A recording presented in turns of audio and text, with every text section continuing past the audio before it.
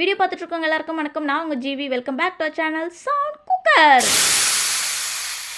Hi friends, எல்லாரும் எப்படி இருக்கீங்க? நல்லா இருக்கீங்களா? நாங்கள் ரொம்ப நல்லா இருக்கோம். நான் தான் உங்கள் சவுண்ட் குக்கர் ஜீவிதா. நாங்கள் இருக்கிற சைட்லாம் பார்த்தீங்கன்னா 2 நாளாக கொஞ்சம் காற்று மழை அப்படி இருக்குங்க. உங்கள் ஏரியா சைட்லாம் எப்படி இருக்குன்னு கமெண்ட்டில் சொல்லுங்கள். ஆனால் இப்போ நேற்றுலேருந்து கொஞ்சம் பரவாயில்ல, கொஞ்சம் வெயில் அடிக்குது. இப்போ அக்னி வெயில் வேறு பிறக்க போகுது. இந்த மாதிரி டைமிங்கில் நம்ம உடம்புக்கு குளிர்ச்சியாக கீரை சாப்பிட்டா ரொம்ப ரொம்ப ரொம்ப நல்லது. அதுவும் இன்றைக்கி நம்ம சேனலில் பார்க்க போகிற 2 கீரை வகை வந்து உடம்புக்கு ரொம்ப சத்தான கீரை. ஒன்று புளிச்சக்கீரை, இன்னொன்று வல்லாரைக்கீரை. வல்லாரைக்கீரை வந்து குழந்தைங்களுக்குலாம் ஞாபக சக்திக்கு கொடுக்கலாம், அவ்வளோ நல்லது. அந்த கீரையை சிம்பிளாக ஈஸியாக குழந்தைங்க சாப்பிட்ற மாதிரி எப்படி செஞ்சு கொடுக்கலான்னு நம்ம சேனலில் சொல்லியிருக்கேன். ஸ்கிப் பண்ணாமல் பாருங்கள். நம்ம வீடியோ ஃபஸ்ட் டைம் பார்க்குற மாதிரி இருந்தால் சப்ஸ்கிரைப் பண்ணுங்கள். அப்படியே அந்த லைக் பட்டனையும் டபால்னு தட்டி விட்டு போயிடுங்க. வீடியோ ஃபுல்லாக பாருங்கள். வாங்க எப்படி ஈஸியான மெத்தடில் செய்யலான்னு பார்க்கலாம். வாங்க வீடியோக்குள்ளே போகலாம். புளிச்சக்கீரை எடுத்து ஆஞ்சு வச்சாச்சு. இது வந்து நிறைய இருக்கிற மாதிரி இருக்குங்க, ஆனால் வெந்து கடைஞ்சதுக்கப்புறம் கொஞ்சமாக ஆகிடும். இது ரொம்ப ஃப்ரெஷ்ஷாக இருக்குது பார்த்தீங்களா? கீரை உடம்புக்கு ரொம்ப ரொம்ப நல்லதுங்க. பாருங்கள், இது வந்து சின்ன கீரை, துளிர்கீரைன்னு சொல்லுவாங்கள்ல, அது முத்தின கீரை காமிக்கிற பாருங்கள். இது வந்து 3 இலை மாதிரி இருக்கும், அதான் புளிச்சக்கீரை. பாருங்கள், 3 இலை மாதிரி இருக்குது. இது முத்தின கீரை.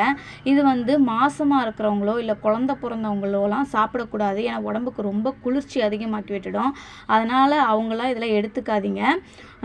ஆனால் நார்மலாக இருக்கிறவங்க வந்து இந்த மாதிரி வெயில் டைமில் வாரத்துக்கு 1 தடவை 2 தடவை சாப்பிட்டிங்கன்னா உடம்புக்கு ரொம்ப ரொம்ப குளிர்ச்சி. அதுவும் ஹீட் பாடி, சூடு உடம்பு இருக்கிறவங்க சாப்பிட்டா இன்னுமே நல்லது.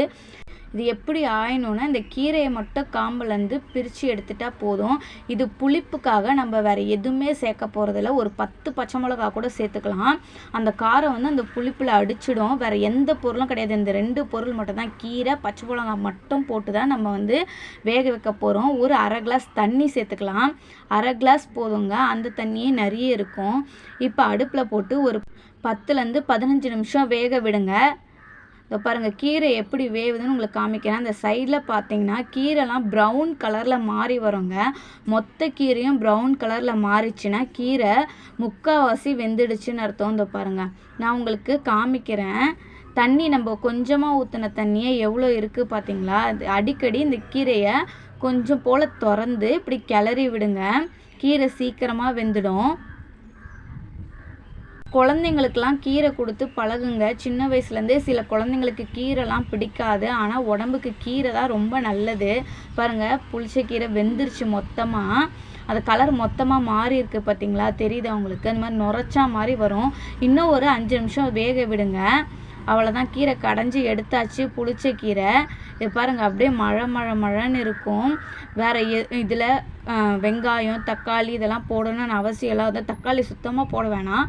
சில பேர் அந்த டேஸ்ட்டுக்காக கத்திரிக்காய் கீரையோடு வேக வச்சுட்டு வெங்காயம் போடுவாங்க. இந்த தாளிக்கிறப்போ எண்ணெய் ஊற்றி கடுகு போட்டு அப்படியே தாளித்து இதில் சேர்த்துக்கலாம். உங்களுக்கு வேணும்னா வெங்காயம் வதக்கி இதில் சேர்க்கலாம். ஆனால் நாங்கள் வெறும் எண்ணெய் கடுகு மட்டும் தான் போட்டு தாளிச்சிருக்கோம். தேவையான உப்பு சேர்த்துக்கோங்க. புளிச்சக்கீரை ரெடி ஆகிடுச்சு. அடுத்த ரெசிபி என்னென்னு பார்த்தீங்கன்னா வல்லாரைக்கீரை. வல்லாரைக்கீரைக்கு வந்து ஒரு 200 கிராம் துவரம்பருப்பு எடுத்து ஊற வச்சுருக்கேன் ஒரு 1/2 மணி நேரத்துக்கு முன்னாடியே. வல்லாரைக்கீரை ஆஞ்சி எடுத்து வச்சுருக்கேன். இதெல்லாம் மோஸ்ட்லி அவ்வளோவா கிடைக்காதுங்க. பாருங்கள், நல்லா ஃப்ரெஷ்ஷாக இருக்குது. இது வந்து சட்னியும் செய்யலாம், வல்லாரைக்கீரை சட்னி செய்யலாம், துவையல் மாதிரி செய்யலாம். ஆனால் என் பசங்க கடைஞ்சாதான் சாப்பிடுவாங்க துவையல் செய்கிறத விட. ஏன்னா துவையல் வந்து கொஞ்சம் பச்சை கலரில் இருக்கிறதுனால அவங்க சாப்பிட மாட்டாங்க.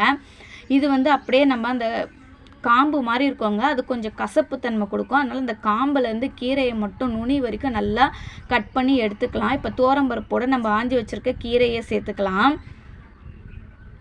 ஒரு 3-4 பச்சை மிளகா சேர்த்துக்கோங்க. ஒரு வெங்காயம், ஒரு தக்காளி சேர்த்துக்கோங்க. தேவையான அளவு தண்ணி ஊற்றி குக்கரில் ஒரு 4 விசில் வச்சு எடுத்திங்கன்னா கீரை வெந்துடும்.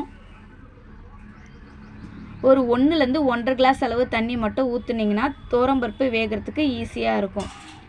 அவ்வளோதான். இப்போது சட்டியில் தேவையான அளவு உப்பும் கொஞ்சமாக புளி சேர்த்துக்கோங்க. இந்த வல்லாரைக்கீரைக்கும் புளிக்கும் ஆகாதுன்னு சொல்லுவாங்க, ஆனால் நம்ம புளிப்புக்காக கொஞ்சமாக புளி சேர்த்துக்கலாம். இப்போ நம்ம வேக வச்சுருக்க கீரையும் பருப்பையும் இதில் சேர்த்து கடைஞ்சிக்கலாம். வீடியோ பிடிச்சிருந்தா லைக் பண்ணுங்கள், ஷேர் பண்ணுங்கள், கமெண்ட் பண்ணுங்கள். ஃபஸ்ட் டைம் நம்ம சேனலில் பார்க்குற மாதிரி இருந்தால் சப்ஸ்கிரைப் பண்ணி வச்சுக்கோங்க. இப்போ கடாயில் எண்ணெய் ஊற்றி கடுகு, ஒரு 10 பல்லு பூண்டு நசுக்கி வச்சுருக்கேன், அதையும் சேர்த்துக்கலாம். ஒரு 4 காஞ்ச மிளகா சேர்த்து வதக்கிக்கோங்க. நல்லா பூண்டோட அந்த வாசனை போகிற அளவுக்கு வதக்கிக்கோங்க. இது நம்ம கடைஞ்சி வச்சுருக்க கீரையில் சேர்த்து இதையும் நல்லா கடைஞ்சிக்கோங்க. அப்போ தான் பசங்க அந்த பூண்டையும் காஞ்ச மிளகாவையும் ஒதுக்க மாட்டாங்க. இதையும் நல்லா கடைஞ்சி எடுத்துக்கலாம். அதுதான், இதையும் நல்லா பாருங்கள் கடைஞ்சாச்சு. இப்போ ரெண்டுத்துக்கும் தொட்டுக்க காம்பினேஷனாக உருளைக்கிழங்கு வறுவல் செஞ்சுக்கலாம். எந்த கீரைக்கும் சாம்பாருக்கும் உருளைக்கிழங்குக்கும் சூப்பராக இருக்கும்.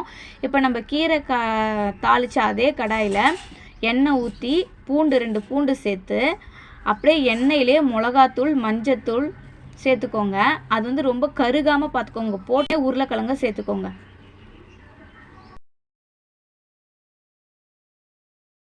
பாருங்க, இது நல்லா இது பண்ணிட்டு உடனே உருளைக்கிழங்க சேர்த்துக்கலாம். இது எதுக்கு இந்த மாதிரி சேர்க்குறோன்னா, நம்ம உருளைக்கிழங்கோட மிளகாத்தூள் போட்டு சேர்க்கும்போது அந்த மிளகாத்தூள் ஸ்மெல்லு போகாமலே இருக்கும். ஆனால் இந்த மாதிரி செஞ்சிங்கன்னா மிளகாத்தூள் ஸ்மெல்லு சீக்கிரமாக போயிடும். அவ்வளோதான், உருளைக்கிழங்கு வறுவலும் ரெடி ஆகிடுச்சு. கீரைக்கு செம காம்பினேஷன். வீட்டில் 2 கீரையும் ட்ரை பண்ணி பார்த்துட்டு எப்படி இருந்ததுன்னு கமெண்ட்டில் சொல்லுங்கள். உருளைக்கிழங்குக்கு தேவையான உப்பும் சேர்த்துக்கலாம். அவ்வளோதான், இன்றைக்கி கீரை உருளைக்கிழங்கு செம லஞ்ச் மெனுவாக இருக்கும். நீங்களும் உங்கள் வீட்டில் ட்ரை பண்ணி பாருங்கள்.